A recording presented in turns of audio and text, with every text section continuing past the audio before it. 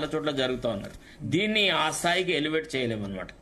ఒకసారి మనతో పాటు పైడి రాకేష్ రెడ్డి గారు, ఆర్మూర్ ఎమ్మెల్యే, బీజేపీ నేత, ప్రస్తుతం ఫోన్ లైన్ లో సిద్ధంగా ఉన్నారు. రాకేష్ రెడ్డి గారు, నిన్న సీఎంతో ఎమ్మెల్యేల మీటింగ్ జరిగింది. కాంగ్రెస్ పార్టీకి సంబంధించి 10 మంది ఫిరాయింపు ఎమ్మెల్యేలు, బీఆర్ఎస్ నుంచి ఫిరాయించిన ఎమ్మెల్యేల మీటింగ్ జరిగింది.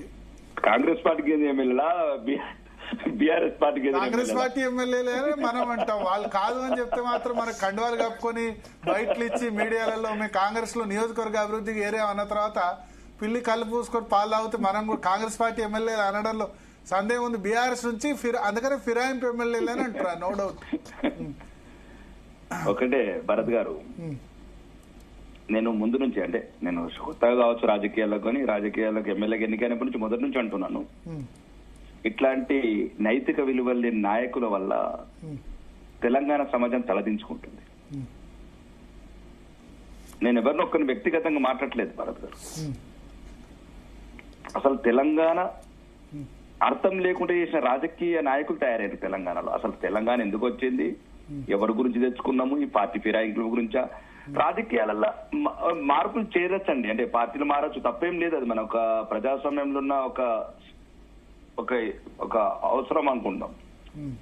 3 రోజుల పార్టీ ఎందుకు మారుతారండి? 3 రోజులు అంటే సొంత లాభం, ఫైరవులు, ఆస్తులు, ఇవే కదా ప్రధానం. ప్రజలు నిన్ను ఏ రకంగా, ఉదాహరణకు నన్ను ఉన్నారండి, ఫర్ ఎగ్జాంపుల్ నన్ను మొన్న అడిగారు, ఒక వారం 10 రోజుల కింద ఎవరు అడిగారు, విలేకర్ గారు, మీరు పార్టీ మారుతారా అని అన్నప్పుడు పార్టీ ఎందుకు మారాలని అడిగాను. ఇప్పుడు ఒకవేళ మమ్మల్ని ప్రజలు గౌరవించారు, నన్ను కమలం గుర్తు మీద చూసి గెలిపించారు, ఎదుటివాడు చేతు గుర్తు ఇంకొక కారు గుర్తు కాదని నన్ను గెలిపించారు, అంటే ప్రజల్ని ఎందుకు అవమానించాలా? ఒకవేళ ప్రజలు చేతు గుర్తు వాడినే గెలిపియాలనుకుంటే వాడినే గెలిపించాలి కదా, నన్ను ఎందుకు గెలిపిస్తారు? అంటే కనీసము నైతిక విలువలు లేని నాయకులను చూసి భవిష్యత్ తరాలు అసహించుకుంటాయి మమ్మల్ని. ఎవ్వడు ఎన్ని చెప్పిన అబద్దాలేనండి, ఎవ్వరు ఎన్ని అబద్దాలు చెప్పినా. నియోజకవర్గ అభివృద్ధి కోసమే జాయిన్ అవుతున్నాం అధికార పార్టీ అని చెప్తున్నారు. మరి ఇంతకుముందు అట్లా అనుకుంటే మరి 1956 అప్పటి నుంచి ఆంధ్రప్రదేశ్ నుంచి మరి ప్రతిపక్షం నుండి ఎవరు కొట్లాడాలి ప్రజల సమస్యల పట్ల?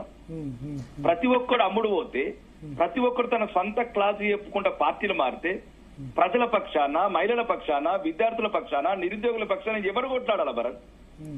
ప్రజాస్వామ్య విలువల పట్ల.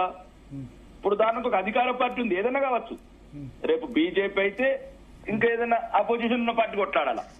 నిజమైన నాయకుడు అనేవాడే ప్రతిపక్షం నుండే కొట్లాడాలా భరత్? ఏదైతే అధికార పార్టీ, ఏ పార్టీ అయినా కావచ్చు, ప్రజల్ని రకరకాలుగా రాను అంటే రాజకీయ విలువలు కోల్పోయిన తర్వాత రకరకాల మభ్యపెట్టే వాగ్దానాలు చేసి, ఇప్పుడు ఫర్ ఎగ్జాంపుల్ అయిందండి 24 నెలలు అయింది అనుకుందాం, 22 నెలలు అయింది భరత్ గారు, ఈ పెన్షన్స్ గురించి ఎవరు మాట్లాడాలా? 4000 గురించి మేం మాట్లాడకపోతే ఇప్పుడు అధికార పార్టీ కాంగ్రెస్ వాళ్ళు అయితే మాట్లాడలేరు కదా. ఇప్పుడు ఉదాహరణకు గౌరవనీయ ముఖ్యమంత్రి గారు, అప్పుడున్న పీసీసీ ప్రెసిడెంట్, ఒక్క నెలాగండి అబ్బలకి చెప్పిండు, జనవరి నుంచి 4000 తీసుకుని చెప్పిండు, ఒక్క నెలాగండి అని చెప్పిండు. దివ్యాంగులకు చెప్పిండు ఒక్క నెలాగండి 6000 తీసుకుని. నేను అనేది ఉద్దేశం అనేది ఏంటంటే, ఏ పార్టీ అయినా కానీ రేపు నా బీజేపీ పార్టీ ఏదైనా వాగ్దానాలు ఇచ్చినా ప్రతిపక్షం ఉండాలా ప్రశ్నించేందుకు. మళ్ళొకటి, పార్టీ మారితే ఒక మీనింగ్ ఉంటుంది. ఎట్లా అంటే, ఒక 3 నెలలు అయింది, ఒక 3 సంవత్సరాలు అయింది, నాకు 3.5 సంవత్సరాలు అయింది, ఏదన్నా పార్టీలో గ్రూపుల తగాదాల వల్ల కావచ్చు, లేకపోతే మనని ఎంత నిజాయితీగా ఉన్నా కొంతమంది రాజకీయాల్లో ఒక రకమైన ఇబ్బందికరమైన పరిస్థితులు ఎదురవుతాయి భరత్ గారు. తనని అంచాలని, తన గ్రూపులో తన కనుమరుగు చేయాలని కొందరు నాయకత్వము, కొంత దుష్ట చతుష్టయం కలుస్తుంది రాజకీయాలలో. అప్పుడు నిర్ణయం తీసుకో, తప్పులేదు. ఒక 3.5 సంవత్సరాలు నేను ఇంతకు ముందు కూడా చాలా సార్లు చెప్పాను భరత్ గారు. అంటే ఇప్పుడు మీరు పార్టీలకు అతీతంగా మాట్లాడుతున్నారు. ఒకవేళ మీ పార్టీ రేపు అధికారంలోకి వచ్చి ఈ విధంగా చేసినా తప్పే 100%. అంటే ఏమన్నా అవసరం ఉంటే రిజైన్ చేయాలి, అంతేనా? అంటే నేను అనేది ఏంటంటే, ఇప్పుడు అదే నువ్వు రిజైన్ చేయి, తప్పేముంది? నేను ఒకటే చెప్తున్నానండి, వారం రోజుల పార్టీ మాట్లాడితే ఒక్కడన్నా సమాధానం చెప్పానండి, ఒక్కడిని. వారం రోజుల పార్టీ మారడానికి ఒక సెకండ్ శరత్ గారు ఏదో మాట్లాడాలనుకుంటారు, చెప్పండి శరత్. ఇప్పుడు దానం నాగేందర్ గారు ఒకప్పుడు ఇట్లనే పార్టీ మారినప్పుడు తన శాసనసభ స్థానానికి రాజీనామా చేసి ఆసిఫ్ నగర్ రాజశేఖర రెడ్డి దగ్గర చేరినాడు, మళ్ళీ ఎన్నికలను కంటెస్ట్ చేసినాడు, ఓడిపోయినాడు.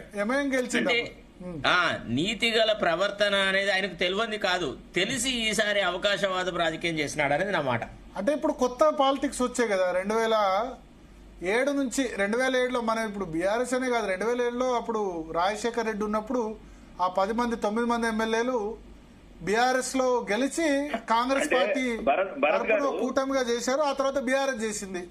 భరత్ గారు, ఇలా ఒక చిన్న సబ్మిషన్ ఏంటంటే, మాలాంటి రాజకీయ అవగాహన లేని వాళ్ళు, లేకపోతే రాజకీయాల మీద ఎటువంటి లేదు, కానీ 5-6 సార్లు ఎమ్మెల్యేలు పార్టీ మారడం ఏంటండి? ఇంకేం సాధిస్తారు వచ్చేటప్పుడు? 5-6 సార్లు ఎమ్మెల్యేలు కాదు, విలీనం చేసిన స్పీకర్ కూడా పార్టీ మారాడు, పోచారం శ్రీనివాస్ రెడ్డి. ఇప్పుడు 75 సంవత్సరాలు ఆయన రాజకీయ జీవితంలో మచ్చ కదా. నేను వ్యక్తులను పేరు పెట్టట్లేదు భరత్ గారు. నేను చెప్తున్నా, తెలంగాణ సమాజం తలదించుకునేలాగా ప్రవర్తిస్తున్న రాజకీయ నాయకులని ప్రజలే నిలదీయాలి. ప్రజల చేతిలోనే సమాధానం ఉంది. ఇట్లా పార్టీ మారినోడన్నా గెలిపించుకుంటూ పోతేనే సిగ్గు బిడియం ఏమీ లేకుండా పార్టీలు మారుతున్నారు భరత్ గారు. ఎటువంటి విలువలు లేని నాయకులను ప్రజలే తిరస్కరించాలా, అక్కడనే సరైన సమాధానం దొరుకుతుంది. ప్రతి ఒక్కరు 4 సార్లు పార్టీ మారిండు.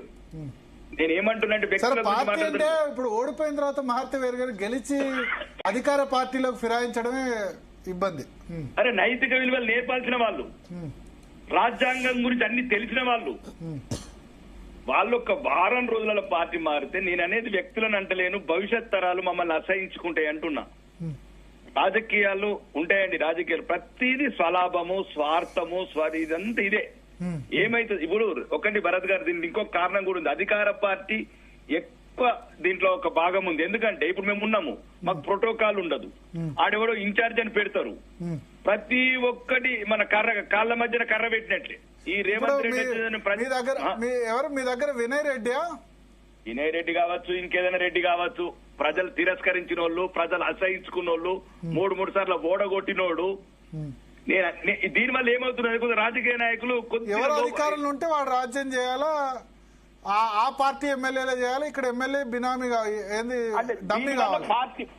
ఏమంటున్నా భరత్ గారు, దీని వల్ల ఏమైతుందంటే, కొందరు పోరాట శక్తి లేని వాళ్ళు ఎందుకంటే తలకాయ నొప్పి. ఇప్పుడు ఉదాహరణకు ఫర్ ఎగ్జాంపుల్ అంటే బాన్స్వాడ ఉంది అనుకుందాం, అనంతకుముందు ఏనుగు రవీందర్ రెడ్డి గారు ఉంది ఇన్ఛార్జ్. ఈయన రాగానే ఈయన నడుస్తుంది. మళ్ళా ఏమైతుంది, ప్రజల గురించి కొట్లాడదాం 3 ఏళ్ళు, ఏమైతుంది?